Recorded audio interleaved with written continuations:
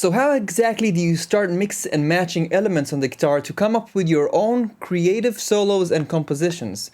I'm going to show you my personal approach. I have many approaches, but this is one of them. What I like doing is I like picking a key or a scale that I'm going to focus on. So let's say I'm going with C major. And now what I'm going to do is I'm going to create some kind of intervallic movement just on that key. So that can be something like taking the interval of a fifth and going... And then I'm gonna also create another structure that has more than 2 notes, like 4 notes on adjacent strings. I love this voicing, which has like a second, diatonic second, and then a diatonic third. And then I'm gonna move that diatonically, and that's gonna sound like this. And then I like combining them to kind of create some kind of a call and response.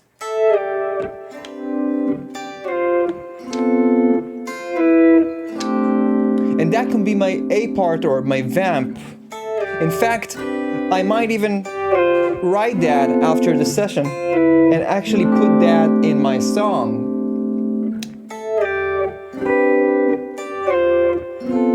So that's how I kind of come up with these ideas, right? And that's exactly how compositions that are on my album, like Pyramids, have these kind of sections.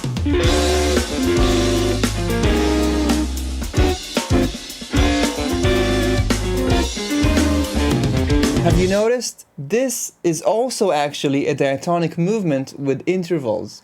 This time, in this case, I actually used the altered scale.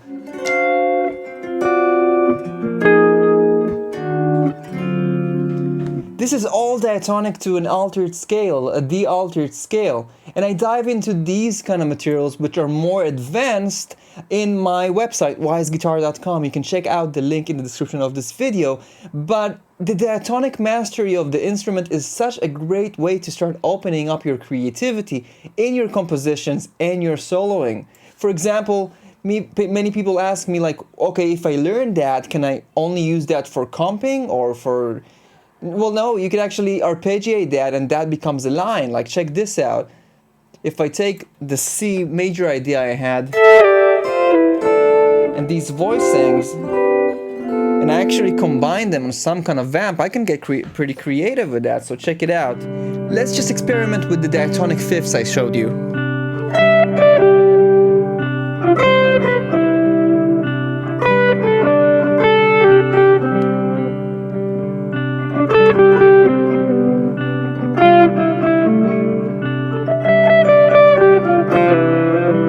Right? And if I combine the arpeggios I showed you, basically just voicings that I came up with and I'm moving them diatonically, I can also arpeggiate that diatonically to the scale.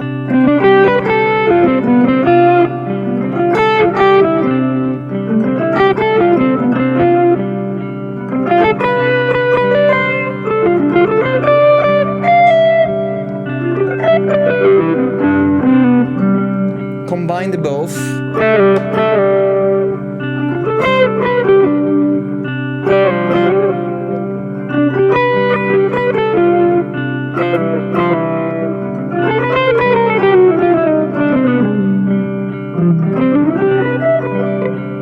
Right, so it's just like I'm just combining elements here. Knowing how to connect different elements is huge on the guitar. For example, if I just come up now with another motive, I don't know, maybe I can put some type of interval on the lower register, like 6, 1, 2, 3, 4, 5, 6, and I'm staying in C major here to keep things relatively simple, because I know for some people this can be a lot.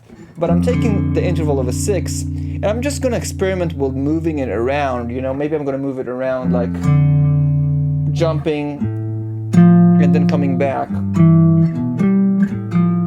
And this is gonna be the basis of my little composition or my little idea or motif. And we're not even doing this on chord changes yet, which is the funnest part. But I'm just getting myself used to thinking in those terms, right? So I'm just moving these just like that, and just like feeling comfortable with the intervals diatonically. And now what I'm going to do is I'm going to create some kind of voicing on top so I can have my call and response thing. Again, this is just kind of like an A-B thinking. I'm having one motif, maybe on the low register, and maybe I can have another motif on the other register, right? So I'm just going to come up with my favorite voicings, which are just basically sus chords. And I'm just going to move those diatonically now. It's all diatonic to the C major scale. And now I'm just going to create some kind of mini composition using both elements. So that can be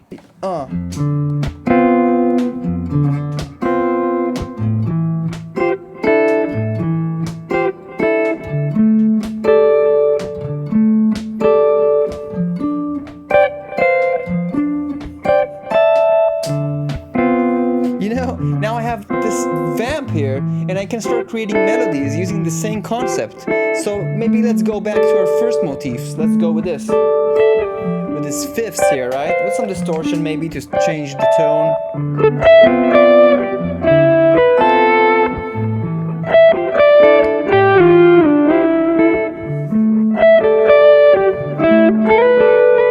Right, whatever, and then I can come up with my other motif, which was just those voicing arpeggios I showed you earlier.